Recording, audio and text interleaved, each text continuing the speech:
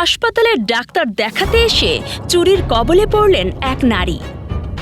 তবে বুদ্ধিমত্তার সাথে চোরকে হাতে নাতে ধরে ফেলায় রক্ষা পেয়েছে তার মালামাল।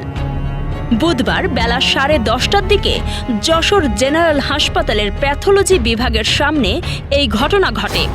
ভুক্তভোগী জেসমিন বেগম সদর উপজেলার কামারগন্দা গ্রাম থেকে চিকিৎসার জন্য হাসপাতালে এসেছিলেন। 126 নম্বর কক্ষের সামনে লাইনে দাঁড়িয়ে থাকা অবস্থায় ভিড়ের সুযোগ নিয়ে তার ভ্যানিটি ব্যাগে হাত দেয় অভিযুক্ত সুমি বেগম। বিষয়টি টের পেয়ে সাথে সাথেই সুমিকে জাপটে ধরেন জেসমিন বেগম। আটককৃত সুমি বেগম ফরিদপুরের মধুখালী উপজেলার বাসিন্দা। বর্তমানে যশোর সদরের বদেরপুর এলাকায় বসবাস করেন।